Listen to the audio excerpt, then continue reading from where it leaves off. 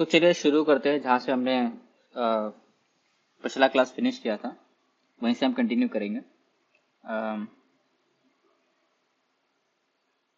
सो हम ये सवाल कर रहे थे जहाँ पे हमारे पास एक इनफाइनाइट सोलेनॉइड दिया गया है for a radius capital R, और हमें ये पूछा गया है कि जो वेक्टर पोटेंशियल है as a function of R वो कैसा होगा। यहाँ पे आर है, that is a perpendicular distance from the axis, जो कि एक्सिस है जेड डायरेक्शन में। तो मैंने यहाँ पे एक प्लॉट ड्रॉ किया है, जैसे कि आप देख सकते हैं ये वाला प्लॉट। और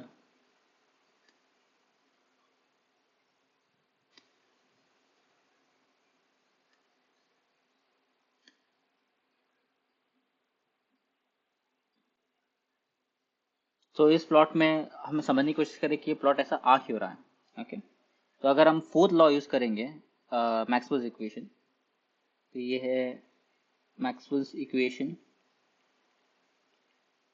फोर्थ, जहाँ पे ये बताता है कि जो लाइन इंटीग्रल है मैग्नेटिक फील्ड का, जो कि होता है equal to mu naught I enclosed plus mu naught epsilon naught time derivative of electric flux. पर इस केस में हमारा जो इलेक्ट्रिक फ्लक्स इंक्लोज है वो जीरो है, चेंज इन इलेक्ट्रिक फ्लक्स, यहाँ पे कोई इलेक्ट्रिक फील्ड है नहीं। तो हमारा जो इक्वेशन है ये basically breaks down to something called as Ampere law.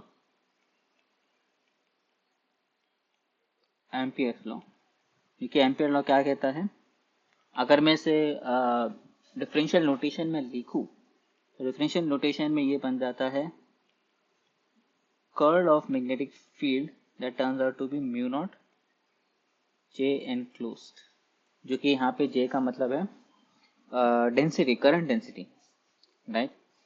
तो जो जितना ज्यादा करंट डेंसिटी इंक्लोज होगा उतना ज्यादा मेरा कर्ल ऑफ मैग्नेटिक फील्ड होगा, इट्स प्रोपोर्शनल टू दैट। अगर उसे मैं इंटीग्रल फॉर्म में लिखूं तो इंटीग्रल फॉर्म में इसका आंसर ये होगा एम्पियर लॉ। ओके, आगे बढ़ते हैं। तो देख सकते हैं अगर जैसे मैं इंटीग्रल लॉ लाइन इंटीग्रल निकालूंगा, जो कि होगा 2 pi let's say capital R. अब मैं बात कर रहा हूँ for R less than capital R. Okay, तो इस केस में जो लाइन इंटीग्रल होगा वो किसके बराबर होगा, म्यू नॉट, और जो करंट इंक्लोज्ड होगा वो होगा आई टाइम्स ऑफ दिस। यहाँ पे जो मेरा जो बन कर आ रहा है, ओ सॉरी मैंने यहाँ पे मिस्टेक किया है, ये ऐसा नहीं होगा, ये कांस्टेंट होगा। एंड या उसके बाद हाँ, तो यहाँ से आप देख सकते हो जो मैग्नेटिक फील्ड होगा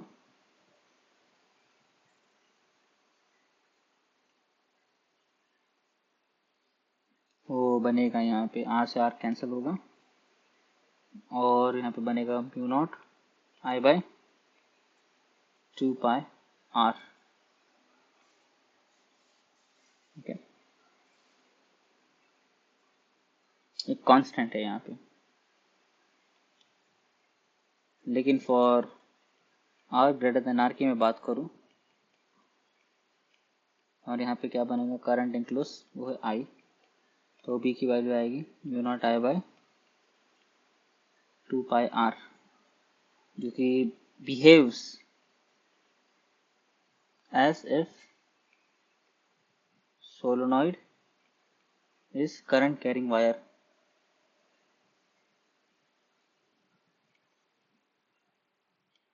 ओके, तो ये हमें प्लॉट समझ में आ गया, जो कि जो कांस्टेंट की वैल्यू है वो होगी mu naught I by 2 pi capital R.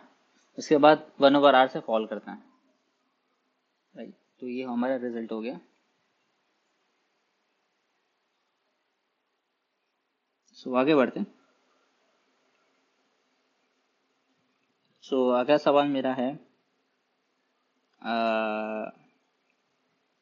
ये अच्छा सवाल है, क्वेश्चन नंबर 11।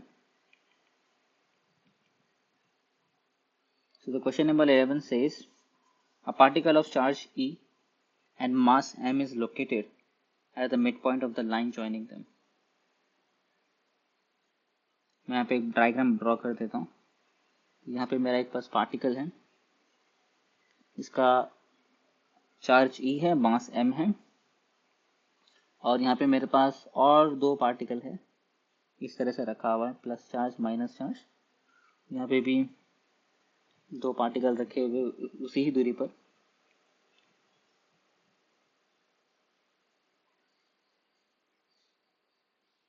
ये है माइनस चार्ज प्लस चार्ज, और इन दोनों के बीच की जो दूरी है वो 2d है, सेम 2d है। और मैं यहाँ पे ये ड्रॉ कर देता हूँ रेफरेंसेस के लिए। यहाँ पे एक और लाइन में ड्रॉ करूँगा रेफरेंस के लिए, और ये जो दूरी निकल के आई है वो है कैपिटल R। तो ये है मेरा मतलब पूरा सेटअप, जो कि आप देख सकते हो यहाँ पे एक डाइपोल है। डाइपोल हमेशा माइनस टू प्लस ज़्यादा है, करेक्ट।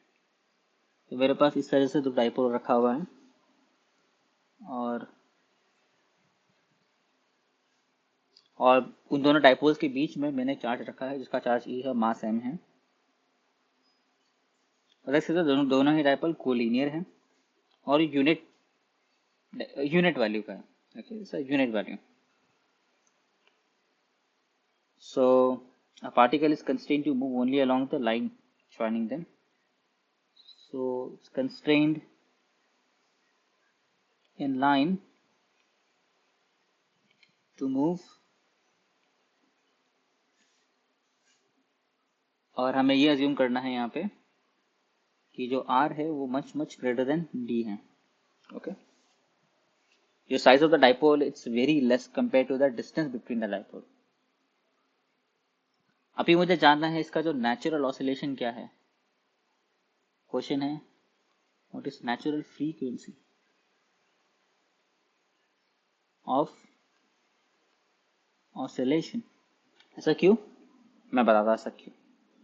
क्योंकि एक डाइपोल उसे अट्रैक्ट करेगा, दूसरा डाइपोल उसे रिपेल करेगा, एंड दिस, और ये जो बीच में जो पार्टिकल रखा है वो सिर्फ लाइन पे ही मूव कर सकता है, इट्स कंस्ट्रेंड लाइक दैट। सो यहाँ पे हमें निकालना होगा कि रेस्टोरिंग फोर्स कितना होगा, और उस हिसाब से फिर हम लोग कैलकुलेट करेंगे। जो रेस्टोरिंग फोर्स होगा वो प्रोपोर्शनल टू माइनस एक्स होगा। अगर ऐसा है then we can calculate what is omega, that is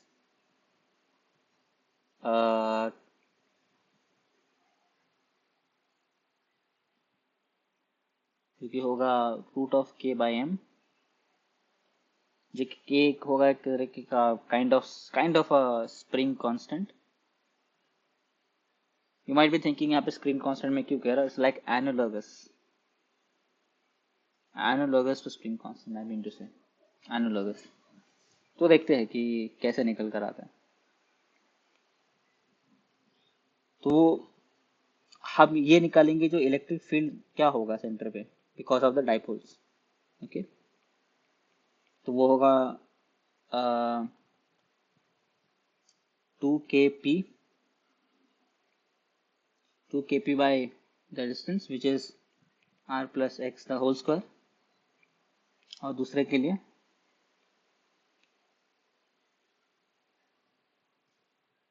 होगा minus 2kp r minus x the, sorry, whole cube not square. This is electric field not potential, yeah. ये बन कर आएगा। और इसे जब आप सिंप्लीफाई करोगे after the all the approximation and things, like for example r minus x the whole cube minus या फिर इसे ऐसे भी अप्रॉक्सीमेट कर सकते हैं। I'll show you how to approximate this. I think that's very important to know. इसे हम r क्यूब कॉमन ले लेंगे सभी में से, तो क्या बचेगा यहाँ पे 1 over 1 plus x over r the whole cube. ये x समझ रहे हो, x है क्या यहाँ पे, मैं ड्रॉ कर देता हूँ। x ये होगा, लेट्स से इसको मैंने इस डायरेक्शन में मैंने इसको शिफ्ट किया है, राइट। तो लेफ्ट वाले के हिसाब से तो ज़्यादा डिस्टेंस होगा, राइट? तो मैं इसे लिख देता हूँ। तो ये जो दूरी होगी वो r प्लस एक्स होगा, और ये जो दूरी होगी r माइनस एक्स होगा। तो x का मेरा मतलब ये है यहाँ पे, ठीक है। और अगेन यहाँ पे जो x है, x भी बहुत छोटा है कंपेयर टू कैपिटल R, ठीक है। तो पहले हमें समझ देंगे कि कौन सा अप्रोक्सीमेशन कहाँ यूज हुआ है। In order to use these equations, in order to write these terms, we have used the idea that capital R is way greater than capital D. अब ये जो अप्रोक्सीमेशन है, capital x is very less than R, मैं अभी use करूंगा। उसको ऐसे लिखेंगे 1 minus x over R the whole cube, और यहाँ पे मैं यूज करूंगा बाइनोमियल अप्रोक्सीमेशन।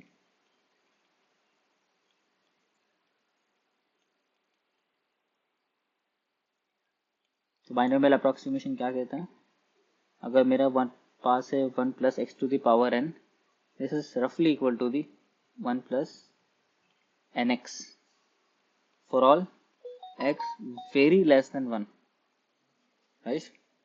तो ये है मेरा बाइनोमियल अप्रोक्सीमेशन, मैं इसे यूज करूंगा। तो इसे यूज करने के लिए मैं यहाँ पे ये आइडिया लूंगा कि that x minus x by R is very very less than 1, okay. तो यहाँ से मैं आगे बढ़ूंगा तो मुझे क्या मिलेगा, e equal to 2kp bye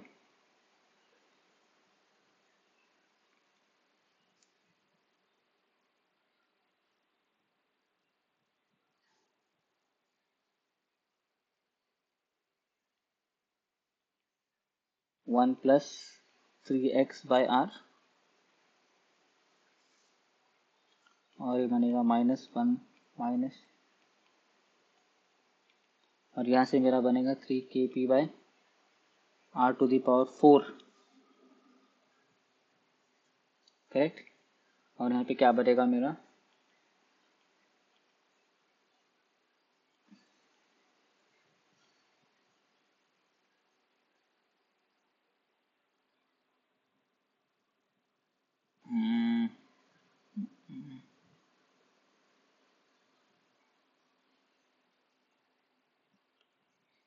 जब आप पूरा सॉल्व कर लोगे, मैं फाइनल आंसर लिख देता हूँ, बाकी कैलकुलेशन आप लेटर कर सकते हो।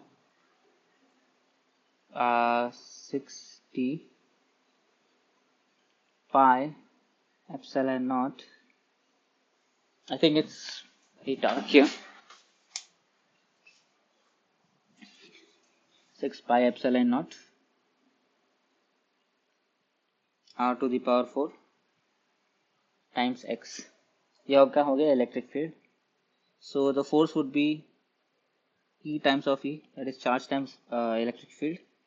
और यहाँ पे देख सकते हो कि ये नेट अट्रैक्टिव फोर्स है, right, because there is a minus sign here,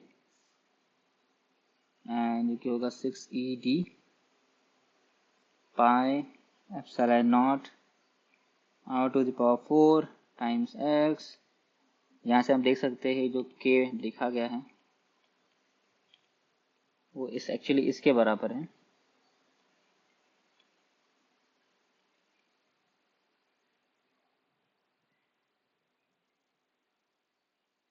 तो ये आपका हो गया angular frequency, right. And since you are asking what is p, तो यहाँ पे मैं p भी थोड़ा डिफाइन कर देता हूँ कि p मेरा यहाँ पे एक्चुअली ये है, p equal to 1 times of 2d, okay. क्योंकि यहाँ पे जो चार्ज रखा गया है वो यूनिट चार्जेस हैं, जैसे मैंने पहले स्पेसिफाई किया है, यूनिट चार्जेस। तो इस तरह से मेरा एक एंगुलर फ्रीक्वेंसी आ गया, और जो मेरा फ्रीक्वेंसी होगा, not the angular but the real frequency, actual frequency, it would be 2 over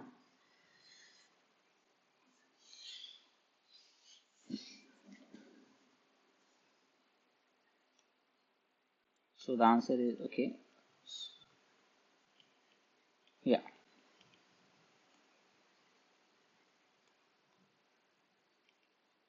ये होगा correct. You have to also add 1 over 2 pi.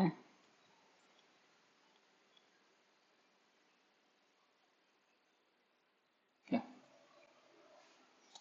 और टाइम पीरियड क्या होगा 2 पाई ओवर ओमेगा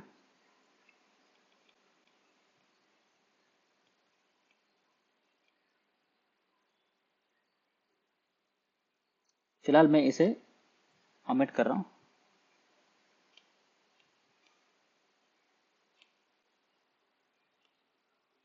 ठीक है, अब अगला सवाल पे चलते हैं. सो प्रश्न नंबर 12 हो गया.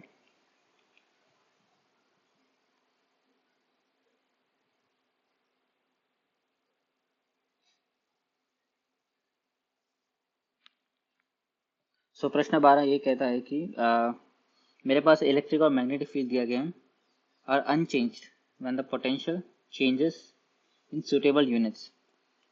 अगर मान लो कि मैं जो मैग्नेटिक पोटेंशियल है उसे मैं चेंज करूं इस तरह से. ठीक है, और यहाँ पे अगर कोई पूछ रहा है कि आर वेक्टर है क्या, तो R vector actually just some time derivative, some time position, I mean some coordinate with respect to time, r cap.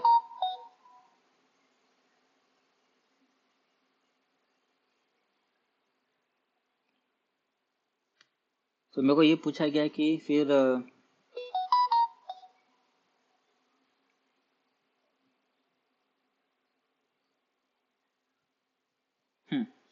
तो अगर मेरे पास एक वेक्टर पोटेंशियल को मैंने चेंज किया है इस तरह से, मुझे जानना है कि मैं स्केलर पोटेंशियल को किस तरह से चेंज करूं सच दैट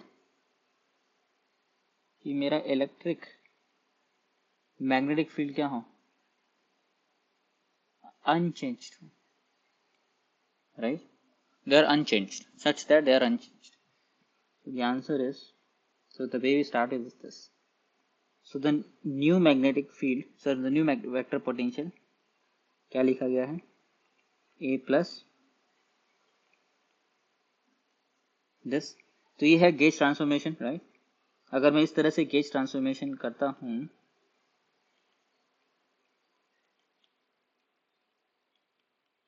इसको बोलते हैं गेज ट्रांसफॉर्मेशन.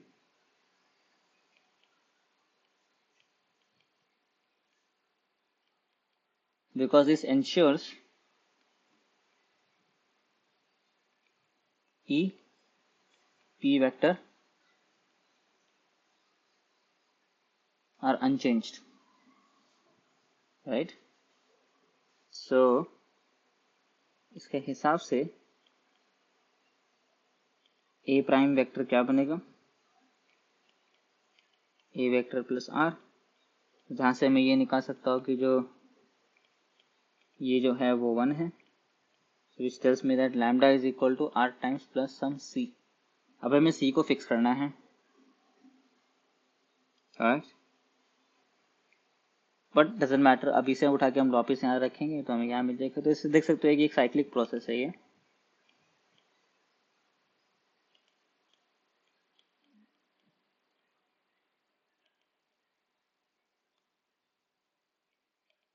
तो और ये 0 है नहीं, ये क्या बनेगा करेक्ट. बस हो गया, ये आंसर है. तो इस तरह से अगर आपका पोटेंशियल चेंज करे,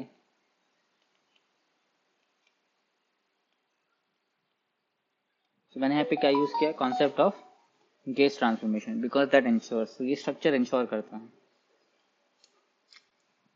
सो यूजिंग, मैं यहाँ पे लिख देता हूँ using we got this, then put back here to get this. Okay, so that's how the whole process goes here. Question number 13 पे चलते हैं. सो क्वेश्चन नंबर 13 ये बोलता है कि मेरे पास एक एक्चुअली एक्चुअली सिमेट्रिक एक स्टैटिक चार्ज डिस्ट्रीब्यूशन दिया गया है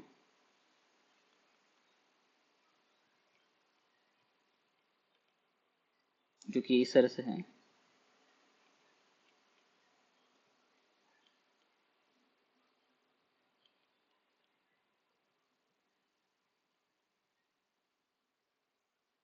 तो the radial component of the dipole moment क्या होना चाहिए? आई मीन ये जनरेटेड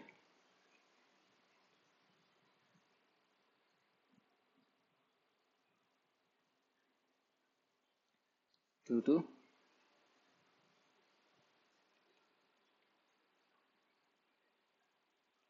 ठीक है. तो ये हो गया डिस्क्रिप्शन. किसका डिस्क्रिप्शन हो गया? इसका. और इसने बता दिया कि ये किस वजह से फॉर्म हुआ है ये. करेक्ट. ध्यान रखना है कि आर थीटा 5 कोऑर्डिनेट में लिखा गया है. Spherical coordinate system. Here we wanted to know कि जो रेडियल कंपोनेंट है, we wanted to know radial component of dipole moment. ये हमें जानना है. So let's try. क्या आंसर होना चाहिए? सो द डाइपोल मोमेंट को अगर हम डिफाइन करें in the terms of integral form, when we have charge distribution, is actually written as r times rho of r prime dv prime. Alright, so देख सकते हो एक वॉल्यूम इंटीग्रल है. So this is just like a calculating center of mass kind of a thing, but now instead of mass we have charge of this charge distribution. Okay, so देख सकते हो कि basically हमें करना है कि volume integral निकालना है. That's it.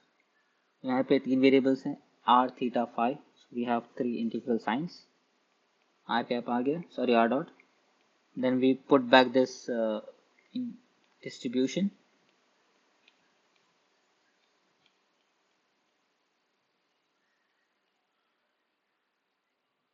और जो dv लिखा गया है, dv को हम ऐसे लिखेंगे sine theta dr d theta d phi. पूरा मेरा क्या है? ये मेरा पूरा सा dv है. ओके, और ये पूरा क्या है मेरा? Rho of r prime. So there is a mistake है. ये पूरा r प्राइम होगा यहाँ पे.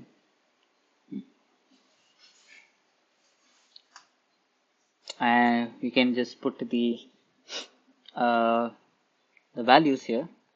The values that, for example, r prime goes to 0 to infinity, and theta goes to 0 to pi, phi goes to 0 to 2 pi.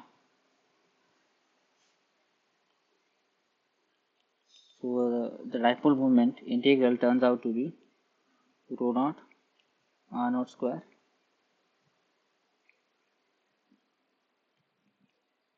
मैं यहाँ पे क्या कर रहा हूँ, इंटीग्रल को थोड़ा सेपरेट कर रहा हूँ.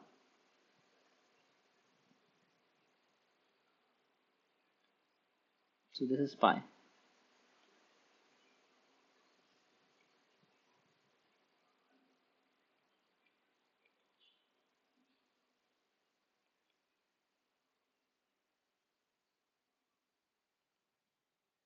So हम इसे इंडिविजुअली कैलकुलेट कर सकते हैं, right, because this is integral by parts.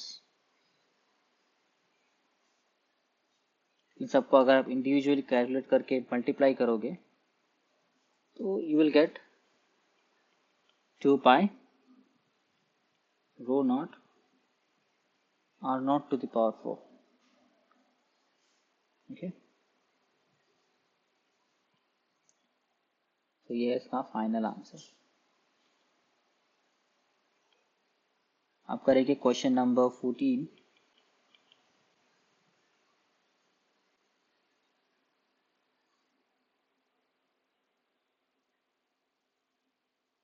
So question number 14 ये कहता है कि मेरे पास एक वेक्टर है, वेक्टर पोटेंशियल, जो कि इस फॉर्म में लिखा गया है, जो कि स्पेस टाइम कोऑर्डिनेट में नहीं दिया गया, जो कि स्पेस टाइम कोऑर्डिनेट में दिया गया, not just in the space. मतलब वेक्टर पोटेंशियल टाइम पे भी डिपेंड कर रहा है और वो कुछ इस तरह से डिपेंड कर रहा है, जिसे इस तरह से लिखा गया है minus x y z, y z t, z x t, जहाँ पे हमारा स्पेस टाइम तीनों ही मिक्स हो चुका है, लाइक तो चारों ही मिक्स हो चुका है। और यहाँ पे क्या है कि इस कांस्टेंट, और हमें जानना है कि जो कंपोनेंट्स ऑफ इलेक्ट्रिक फील्ड क्या होगा। बेसिकली मुझे जानना है कि what is electric field here. So ये बड़ा ही सिंपल है। तो यहाँ से पहली बात, इसका जो नोटेशन है इसको इस तरह से लिखा जाता है कि आपका होता है स्केलर पोटेंशियल, और यहाँ पे आपका हो गया, सो दिस इज नोटेशन। तो यहाँ से हम लोग ये कंक्लूड कर सकते हैं, ये मेरा फाई है, that is minus k x y z, और यहाँ पे जो मेरा ए वेक्टर है that is actually equal to k times y z x cap plus z x y cap x y z cap times t. Interestingly यहाँ पे जो मेरा ये है ये भी एक टाइम डिपेंडेंट है, और फाई एक टाइम इंडिपेंडेंट है। Since the gradient of phi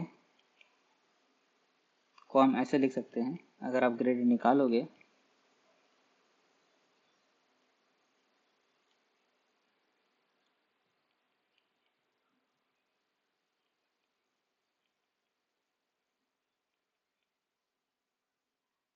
और आप टाइम डेरिवेटिव निकालो वेक्टर पोटेंशियल का,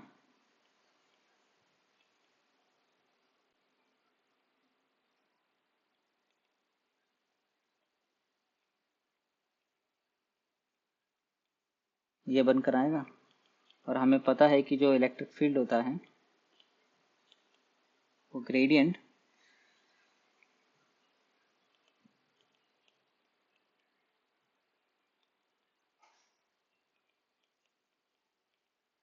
gradient of potential minus change in time derivative of a vector, which is equal to, बस करना क्या, इसका माइनस साइन लेके दोनों को ऐड कर देना है। देन आप ध्यान से देखोगे ये बनेगा प्लस,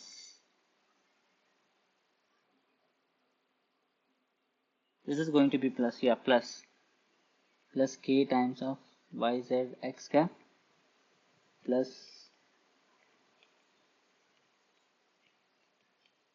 पर इसका माइनस लोगे तो यहाँ पे पूरा माइनस बनेगा बाहर,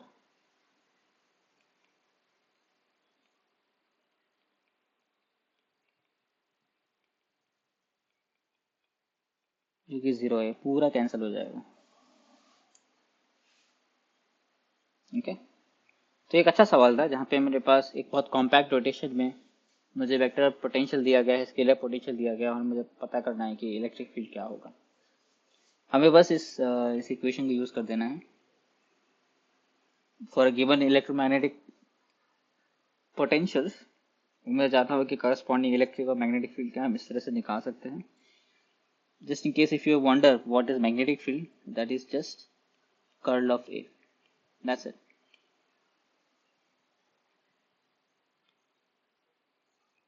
यहाँ से निकल जाएगा। अगला सवाल करते हैं,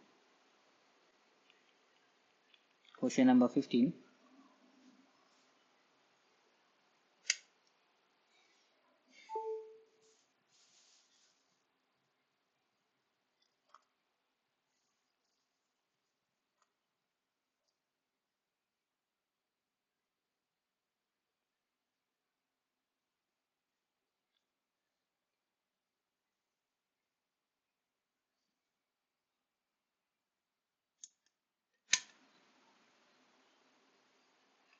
So the question number 15 says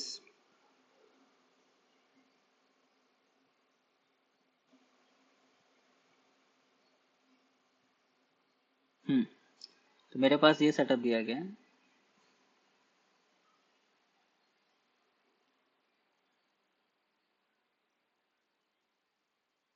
D distance, यहाँ से डी डिस्टेंस,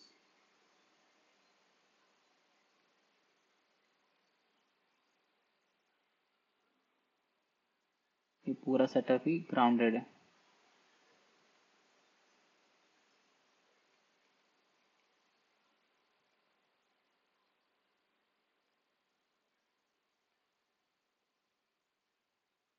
कंडक्टिंग शीट है।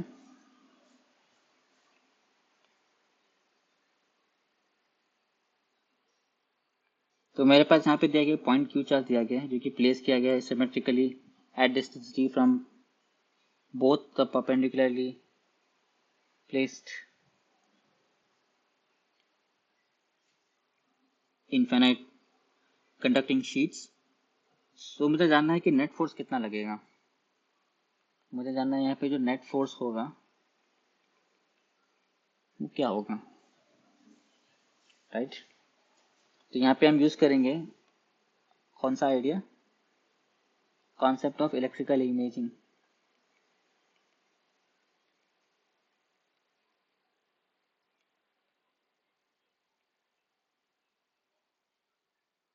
तो यहाँ पे क्या होता है कि इस आइडिया में क्या होता है कि आपकी जो infinite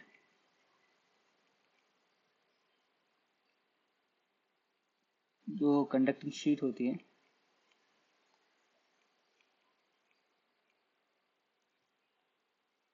grounded is equal to the mirror. तो इसको मिरर की तरह हम यूज करेंगे। जिस तरह से हमारे पास एक दो परपेंडिकुलर मिरर होता है, ठीक है। अगर मैं दो परपेंडिकुलर मिरर कंसीडर करूं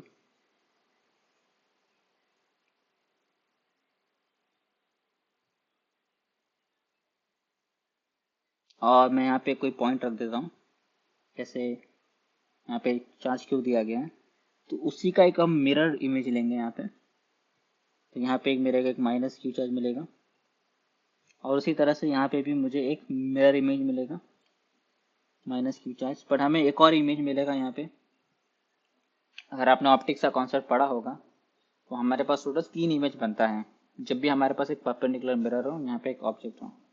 तो यहाँ पे हमारा एक 3 इमेज बनता है और इसका जो चार्ज होगा वो प्लस क्यू चार्ज होगा। अब ये जो क्यू फोर्स एक्सपीरियंस कर रहा है फोर्सेस, यहाँ से अट्रैक्टिव फोर्स महसूस कर रहा है, जहाँ से भी एक अट्रैक्टिव फोर्स महसूस कर रहा है और इस चार्ज से एक रिपल्सिव फोर्स महसूस कर रहा है।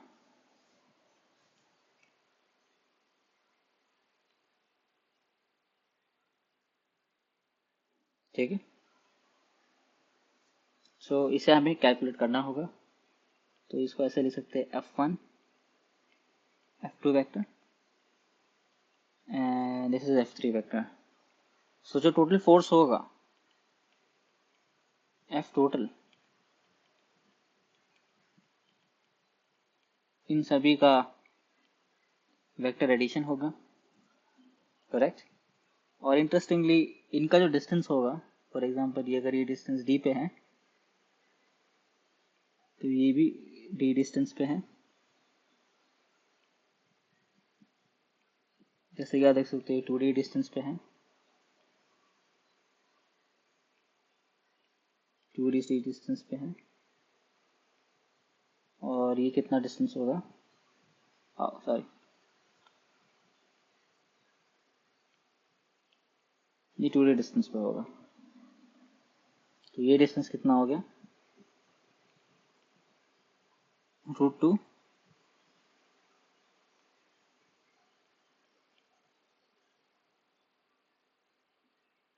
2√2d distance. ठीक है, तो करते हैं कैलकुलेट।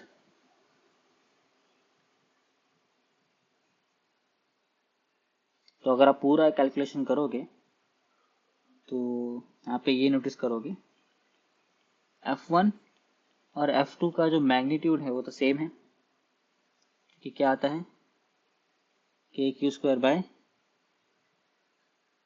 4d स्क्वायर, और Q3 फोर्स का जो मैग्नीट्यूड है वो क्या बन के आएगा के Q square by 8d square. पर F1 F2 के रिजल्टेंट के वजह से क्या बनेगा, √2 टाइम्स ऑफ F1 F2 की वजह से जो बढ़ेगा वो कितना होगा,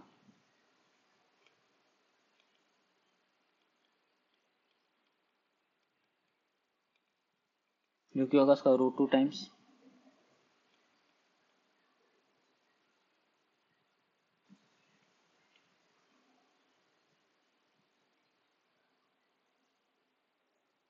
करेक्ट। तो इसे हम आगे यूज करेंगे, और तो फिर यहाँ पे क्या बनेगा, F1 F2 की वजह से ये है,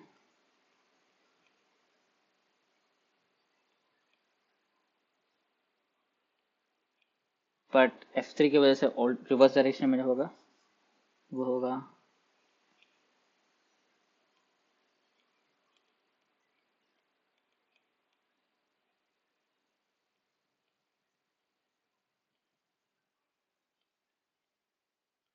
तो ये जो फोर्स है किस डायरेक्शन में होगा, टूवर्ड्स टूवर्ड्स ऑरिजिन।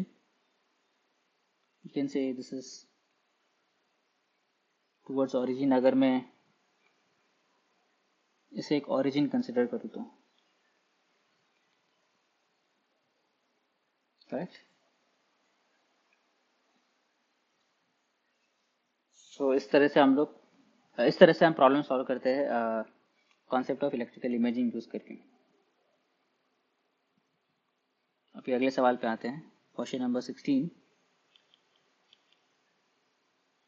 मेरे पास एक इलेक्ट्रोस्टैटिक पोटेंशियल दे रखा है आर थीटा फाई, कि ऐसे ले सकते हैं F(r) टाइम्स कॉस थीटा,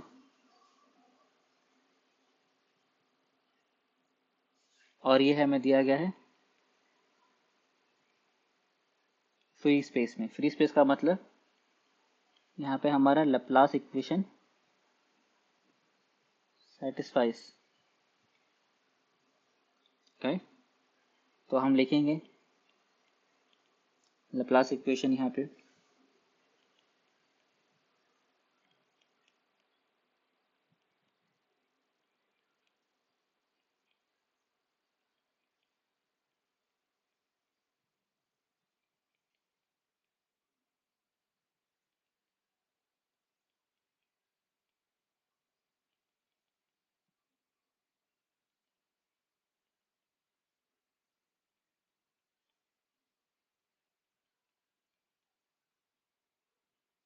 अगर आप इसे पूरा सिंप्लीफाई करोगे, पूरा सिंप्लीफिकेशन करने के बाद एक एक एक एक, एक मैं यहाँ पे फिर भी पॉइंट बाय पॉइंट कर ही देता हूँ।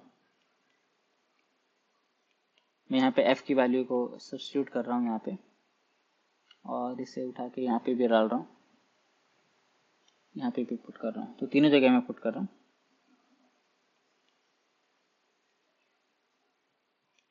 इस तरह से बनेगा क्योंकि ये पार्शियल डेरिवेटिव है।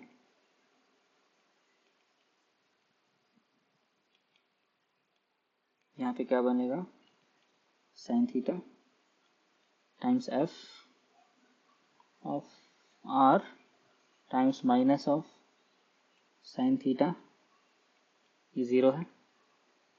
करेक्ट। और जब मैं फर्दर इसे सिंप्लीफाई करूँगा डेरिवेटिव वगैरह लेने के बाद,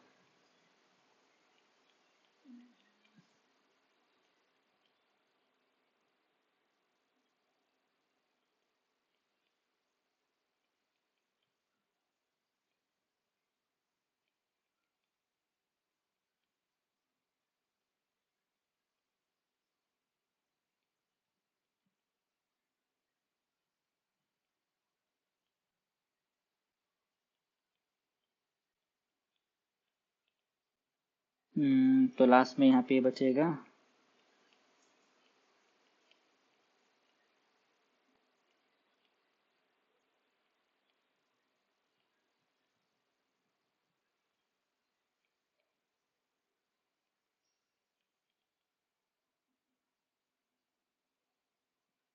मेरे पास लास्ट में बचा ये डिफरेंशियल इक्वेशन, करेक्ट। अब इस डिफरेंशियल इक्वेशन को हमें सॉल्व करना है, और पता चलता है कि ये जो डिफरेंशियल इक्वेशन है ये एक स्टैंडर्ड डिफरेंशियल इक्वेशन है, ठीक है। जैसे कि देख सकते हो एक सेकेंड ऑर्डर डिफरेंशियल इक्वेशन है, और इसका जो सोल्यूशन होगा वो ये निकल कर आता है। मैं लिख देता हूँ, सम a times of r plus b divided by r square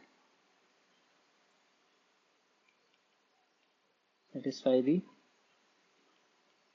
above equation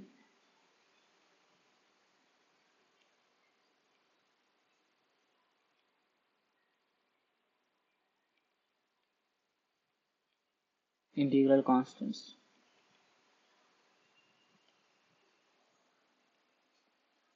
okay, ये कैसे सॉल्व करेंगे इसे? अब मेथड,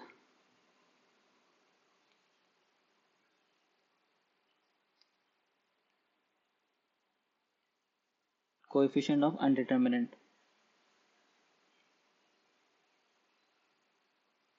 इस मेथड से ही सॉल्व हो जाएगा।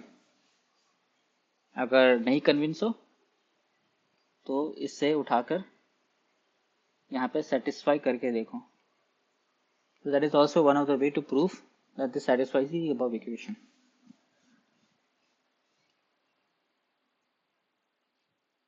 So let's proceed.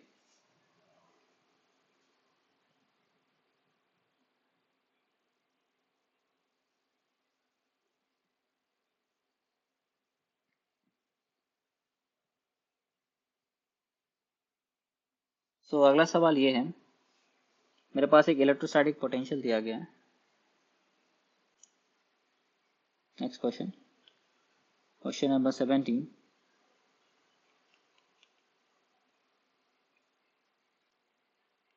एक इलेक्ट्रोस्टैटिक पोटेंशियल दिया गया है जो कि इस तरह से डिफाइंड है, where phi naught and r naught are constants।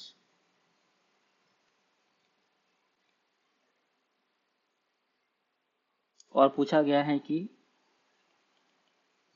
Charge distribution क्या होगा एट r naught।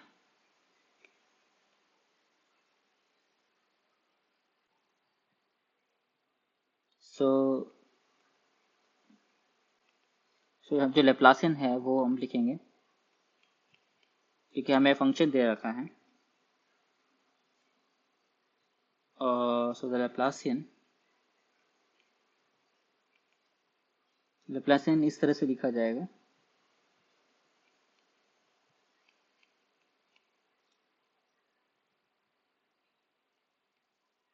यहाँ पे सिर्फ हमारा r कोऑर्डिनेट यूज होगा, because there is no phi dependence, theta dependence, वो भी just using only the r coordinates. तो हम यहाँ पे सिर्फ r ही यूज करेंगे।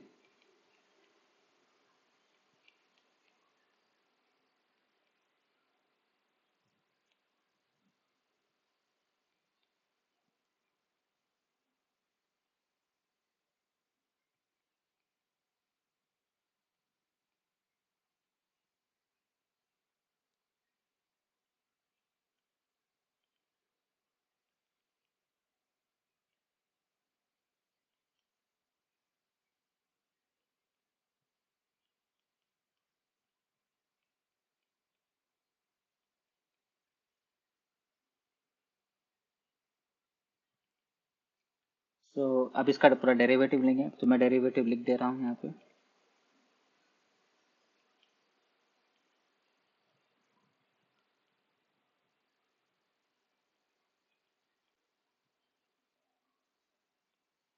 यहाँ पे r नॉट होगा e to the power minus r over r naught, correct, plus 2r,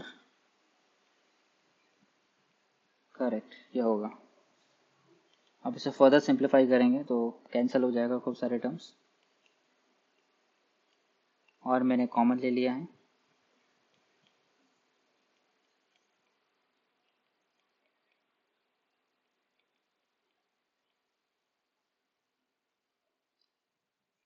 तो ये तो मेरा निकल के आ गया पोटेंशियल, ये मेरा लैप्लासियन निकल कर आ गया। अब यहाँ से अगर मुझे निकालना हो कि चार्ज डिस्ट्रीब्यूशन कैसे निकालूं, so that will be epsilon times of Laplacian of potential। ये हमने क्या यूज़ किया यहाँ पे, गाउस का नियम, तो थोड़ा अच्छे से लिख देता हूँ। That is actually minus epsilon not, या इस तरह से लिखेंगे।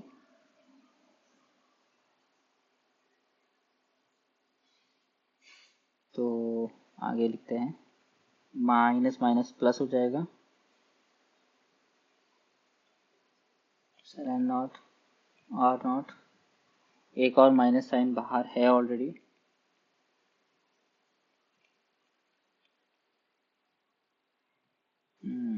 ओके माइनस साइन यहाँ पे एक है, प्लस 2/r। और जैसे ही मैं यहाँ पे पुट करूँगा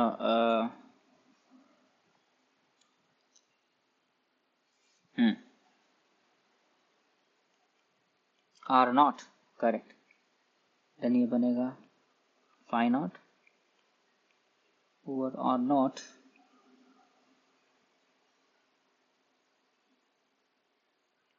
square, correct, epsilon naught over E,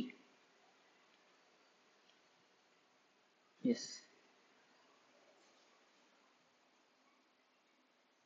So this will be final answer. Question number 18 करेंगे अभी।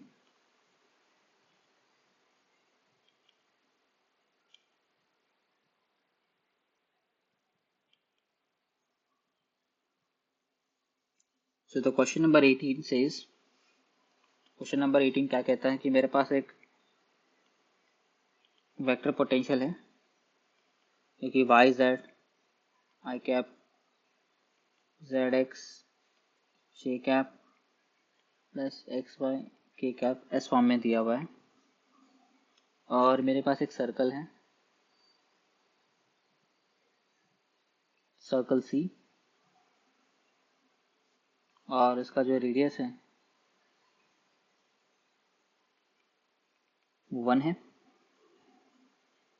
और वो किस प्लेन में डिफाइन किया गया है, z इक्वल टू 1 प्लेन में डिफाइन किया गया है इस सर्कल को, और जो सेंटर है वो z एक्सिस पे है। अगर मैं थोड़ा पिक्चर करके दिखाऊं तो उसको ऐसे देखो, ये z एक्सिस हो गया, यहाँ पे एक सर्कल इस तरह से बना हुआ है, ये देख सकते हो,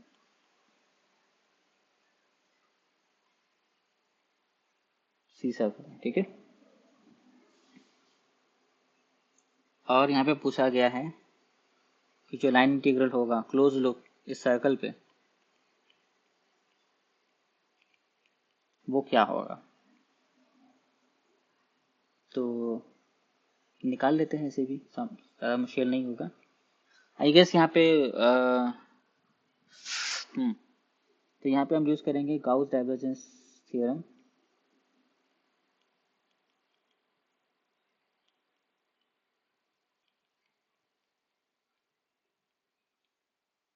जो कि रिलेट करता है क्लोज लूप लाइन इंटीग्रल को किससे, सरफेस इंटीग्रल से, राइट। जो सरफेस के थ्रू जो इंटीग्रल होगा उससे उसे रिलेट करेगा, और यहाँ पे मेरा सरफेस से मेरा मतलब है इस सरफेस के थ्रू जो जितने भी फील्ड होंगे क्रॉस ई डॉट प्रोडक्ट यहाँ पे ये इसके बराबर होगा। तो सबसे पहले हमारा जॉब बनता है कि, तो यहाँ पे लाइन इंटीग्रल कैलकुलेट करना तो मुश्किल है, so it's easy to sometimes figure out what is the curl of A. अगर आप कर्ल ऑफ ए निकालोगे, x cap y cap, sorry यहाँ पे आई जे के दिया हुआ, आई जे के यहाँ पे आपका होगा डेल ऑफ डेल एक्स, और यहाँ पे आपको y z, z x and x y. जो कर्ल होगा वो कर्ल निकल कर आएगा 0।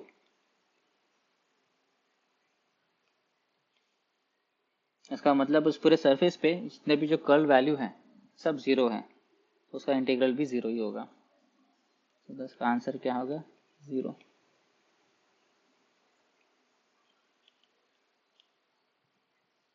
तो अब करेंगे क्वेश्चन नंबर 13।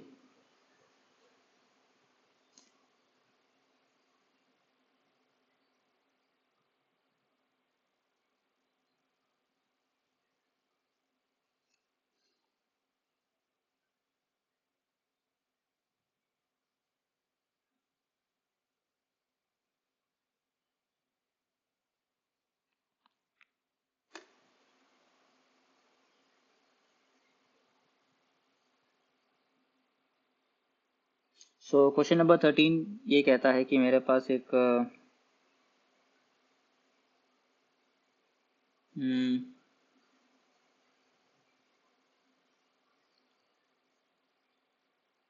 हाँ, ये दिया गया है।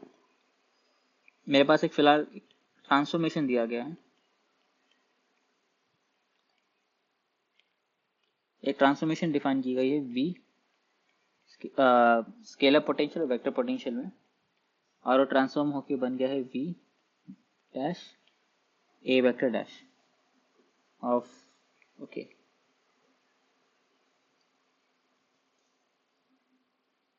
तो मुझे जानना है कि अगर मैं इसे इस तरह से ट्रांसफॉर्म करूं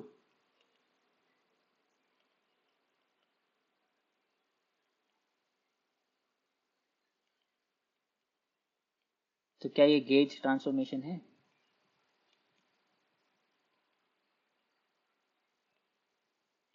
ये पूछा गया।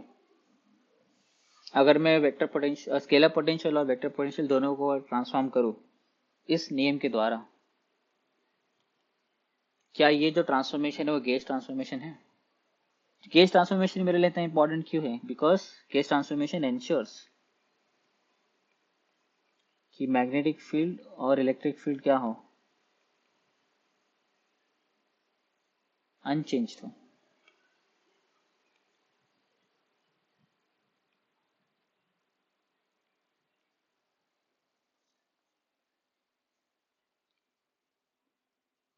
तो उसके लिए हमें चेक करना होगा कंडीशंस को। तो जो केस ट्रांसफॉर्मेशंस इस तरह से डिफाइन की जाती हैं, अगर मेरे पास पोटेंशियल चेंज किया गया हो through some scalar field lambda, तो पोटेंशियल इस तरह से एक स्ट्रक्चर गवर्न करेगा। अगर ए वेक्टर को चेंज किया गया है तो सम न्यू, तो ओल्ड और न्यू इस तरह से रिलेटेड होंगे।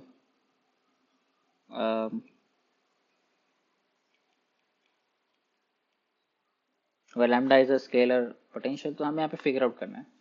So will start with this, and ये जो क्या कहता है चलो देखते हैं। इसे अगर मैं कंपेयर करने की कोशिश करूं, मैं यहाँ से अगर कंपेयर करने की कोशिश करूं तो ये बनकर आता है अल्फा एक्स,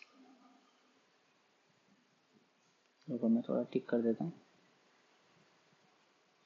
ये अल्फा है, ठीक है। तो यहाँ से मुझे ये मिल गया कि जो मेरा लैम्डा स्केलर फील्ड है that is minus alpha x times t plus some constant, correct. अब इसे उठाकर हम लोग यहाँ पे पुट करेंगे कैसे?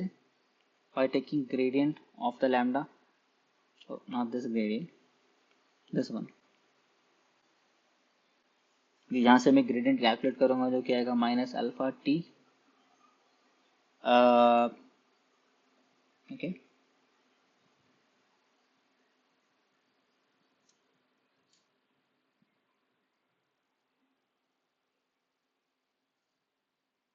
That's it right. यहाँ पे एक्स कैप भी आएगा, दैट्स ट्रू, या। and c is a constant, so we can just take away. तो यहाँ पे पुट करते ही मुझे क्या मिलेगा, ये पता चलेगा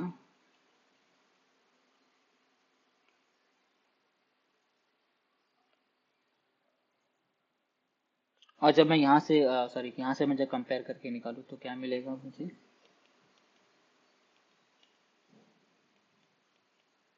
minus alpha t, correct, cap है। तो ये बराबर क्वेश्चन हो गया। सो या satisfies. So we can see that ये जो ट्रांसफॉर्मेशन हमें दिया गया है वो गेज ट्रांसफॉर्मेशन को प्रॉपरली सेटिस्फाई करता है। So we started with the idea from the potential, we found what is the lambda potential, वहां से हमने ग्रेडियंट करके देखा और उसे हमने कंपेयर किया, जो हमें यहाँ से कंपैरिजन से आ रहा है कि सेम है। So will do question number 20।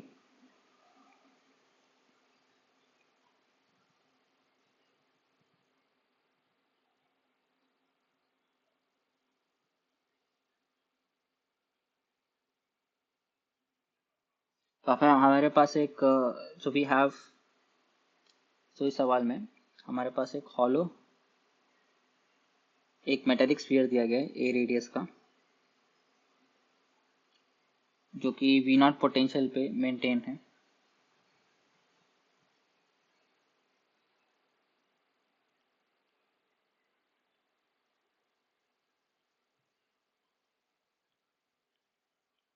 Hollow metallic sphere a radius maintain at potential V naught, और उसके ऊपर कितना चार्ज रखा है,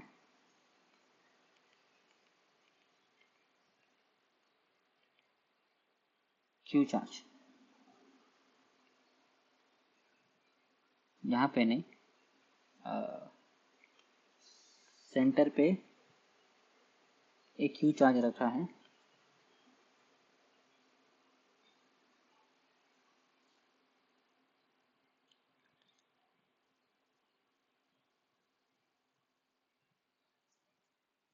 तो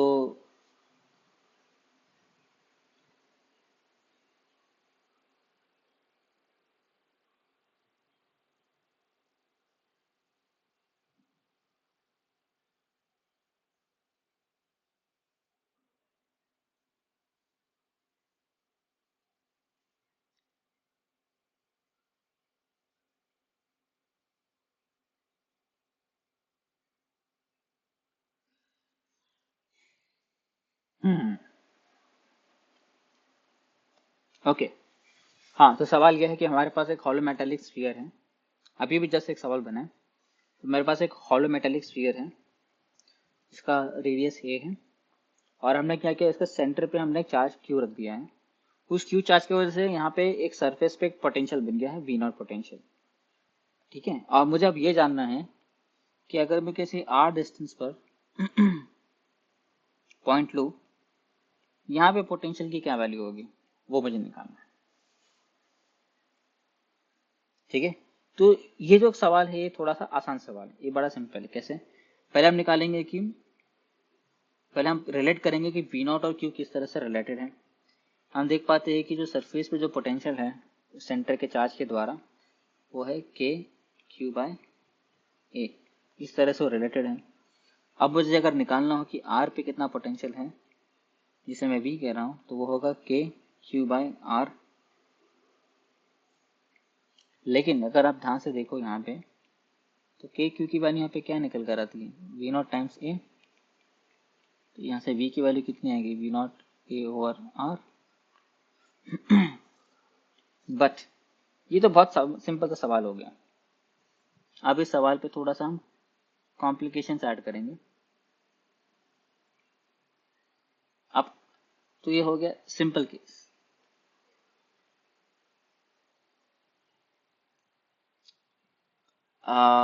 अभी जो अगला सवाल होगा वो इस तरह से होगा कि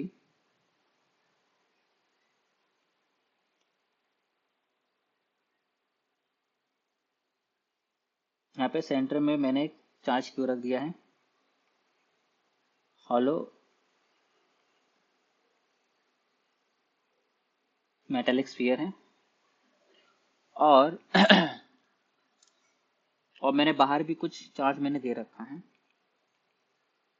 मुझे नहीं पता कितना चार्ज है, सम क्यू चार्ज मैंने दे रखा है, आई डोंट नो, बट इस सरफेस पे जो पोटेंशियल है जब मैं मेजर करता हूँ तो मुझे वी नॉट निकल कर आता है, करेक्ट। तो मेरा सवाल अब ये है कि जब मैं आर डिस्टेंस दूर जाऊं तो यहाँ पे पोटेंशियल कितना होगा, और ये है हमारा सेंटर ए, तो हमें ये निकालना है। तो हमें सबसे पहले ये निकालना पड़ेगा कि चार्ज क्यूब कितना है, राइट। वो कैसे निकलेगा, पहले हम देखेंगे जो वी नॉट पोटेंशियल आया कैसे। तो वी नॉट पोटेंशियल बना है हमारा इस चार्ज की वजह से जो सेंटर पे रखा है, और प्लस जो सरफेस पे है चार्ज, राइट। तो उन दोनों का हम लिखेंगे V naught. So V naught should be equal to k q by a, correct. और उसकी वजह से आएगा के क्यू बाय ए अगेन। तो यहाँ पे टोटल कितना आ गया के, लेकिन जब मैं निकालू एट आर बी, वो कितना होगा,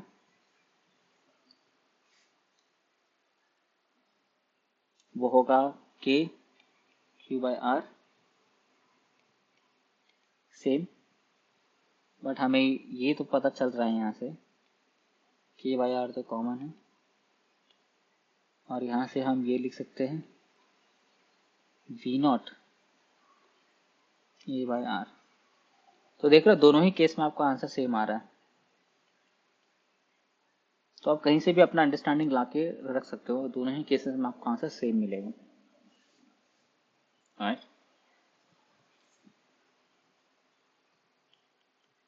अब चलते हैं लास्ट क्वेश्चन आज के दिन का।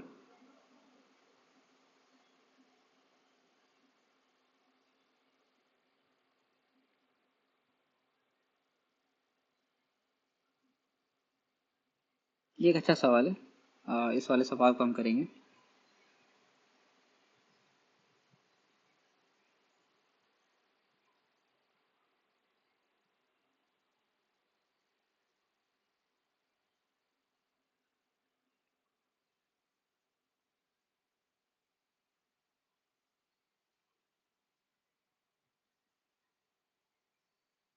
अब ठीक है।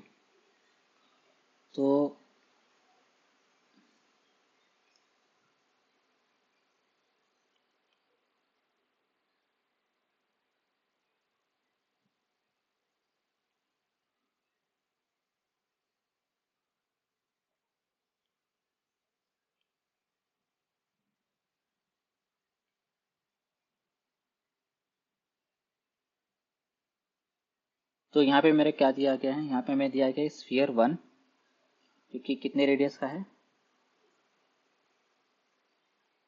कि आर रेडियस का है,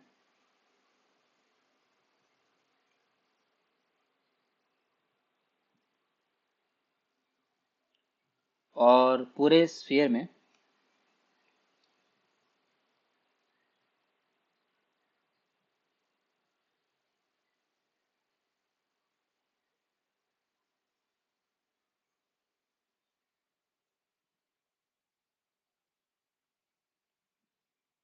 एक यूनिफॉर्म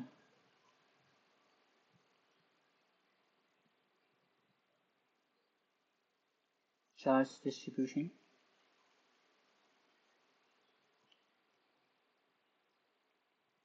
हॉलो स्पेस।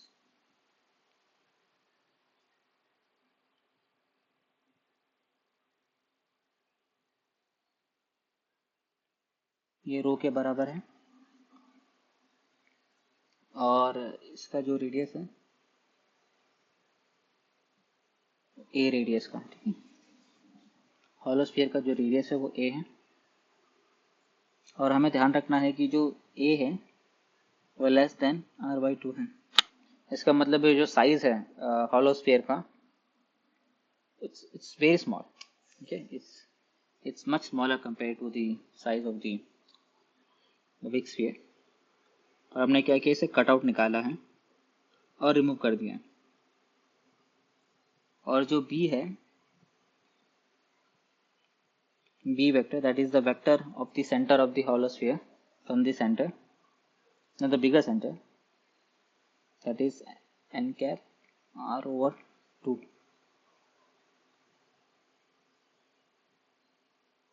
अब मुझे ये जानना है कि electric field at point p है कितना।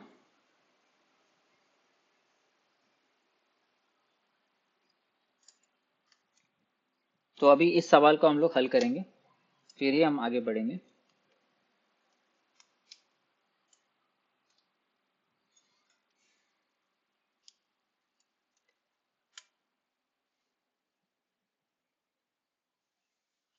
तो पहले हमें समझना होगा कि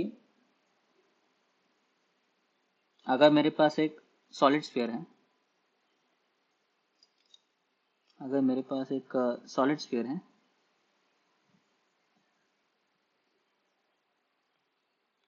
जिसका रेडियस r हो और चार्ज डेंसिटी रो हो, तो जो इलेक्ट्रिक फील्ड होती है,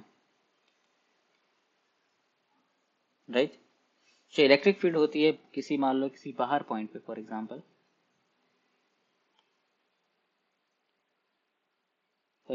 r, यहाँ मैं बात कर रहा हूँ r greater than capital R की, तो वो होता है q total by r square, correct.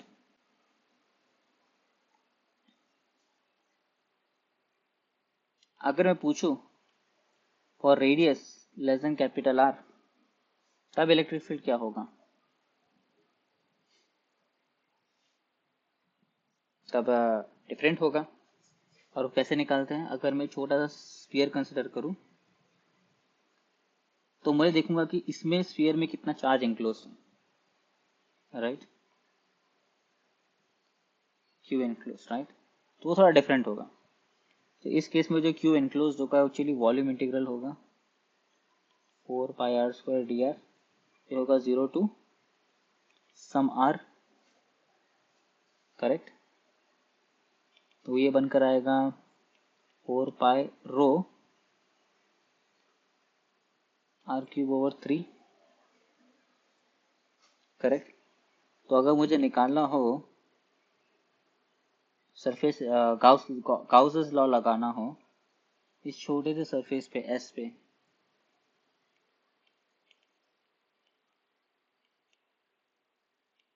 तो कैसे निकलेगा 4 पाई,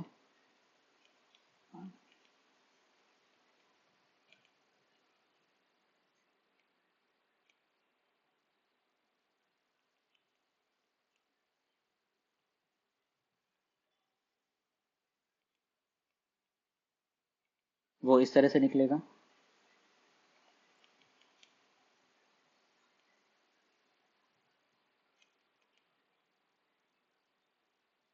करेक्ट। 4 पाई कैंसिल हो जाएगा, r स्क्वायर से r कैंसिल हो जाएगा r, तो यहाँ पे क्या बचता है मेरा, रो r 3 एप्सिलॉन, ये बचता है। तो यहाँ पे मेरा क्या बन गया,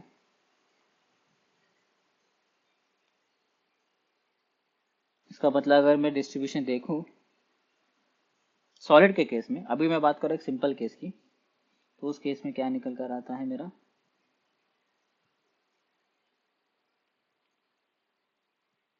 लीनियरली इंक्रीज करेगा, फिर इस तरह से फॉल कर जाएगा इलेक्ट्रिक फील्ड।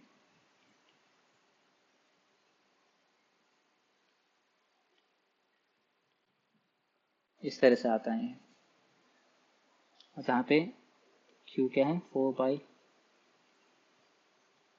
इस तरह से आएगा। तो ये तो हमें क्लैरिटी आ गई इस यहाँ पे, ठीक है। अभी तक मैंने जो भी डिस्कस किया एक सिंपल सा केस डिस्कस किया है, करेक्ट। और इतना तो क्लियर हो गया कि यहाँ पे क्या बात चल रही है।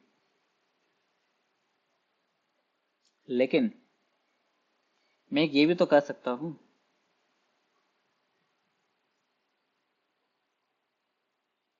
मैं यहाँ पर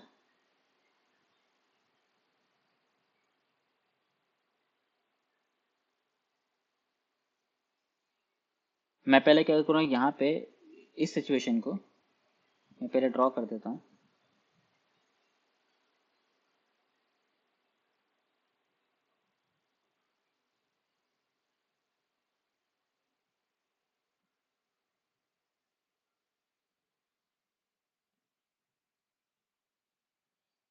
इस सिचुएशन को तो मैं ऐसे भी तो बना सकता हूँ, इस सिचुएशन को ऐसे भी बना सकते हैं। सॉरी, पॉजिटिव और नेगेटिव चार्ज डिस्ट्रीब्यूशन कॉन्सेप्ट को लेकर इस पूरे को भर दो। पहले क्या करूँगा, इस पे यहाँ पे एक plus rho minus rho charge दोनों कंसिडर कर लो, ठीक है। तो पहले मैं सिर्फ प्लस को कंसिडर करूँगा,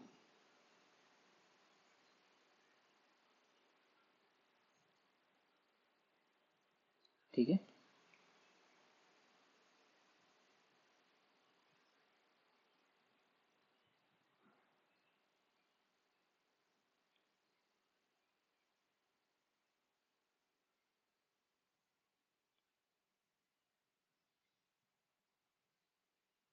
और यहाँ पे कुछ नेगेटिव मास ले लेंगे।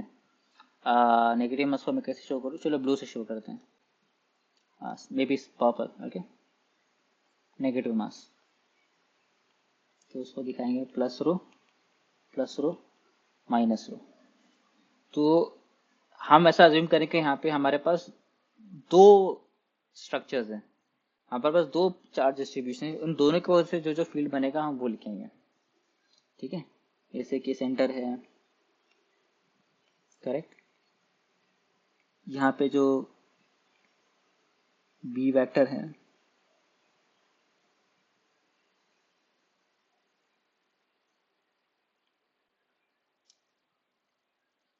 तो यहाँ पे जो इलेक्ट्रिक फील्ड बनेगा एक पॉइंट पी, वो कितना होगा, ये होगा रो, अभी हमने लिखा ना यहाँ पे, ये rho B vector over 3 epsilon naught, ये इतना बनेगा इलेक्ट्रिक फील्ड यहाँ पे।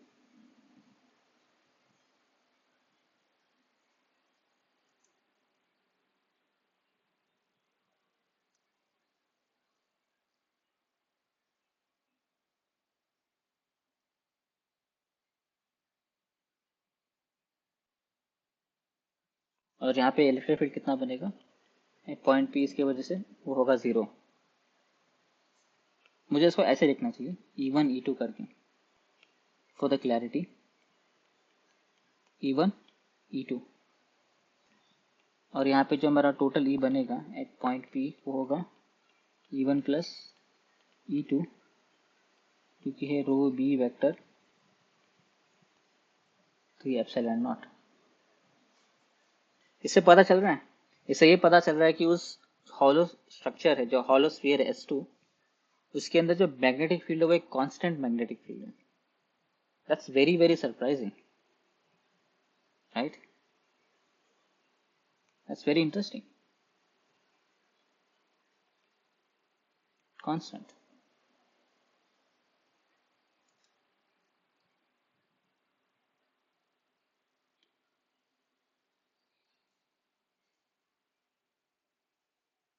तो उस हॉलो स्फीयर में जो इलेक्ट्रिक फील्ड है इस पॉइंट P पे वो कितना होगा, रो टाइम्स P वेक्टर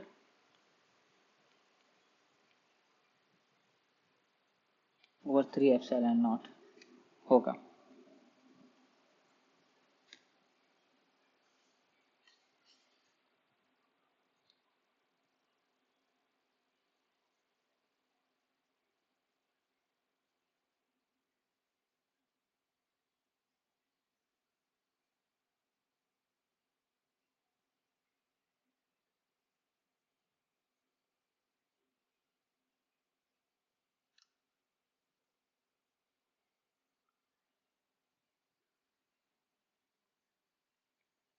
तो यहाँ पे क्या कर दो, बी की वैल्यू सब्स्टिट्यूट कर दो, आंसर आ जाएगा, राइट, एंड दैट्स इट, ये आंसर हो गया।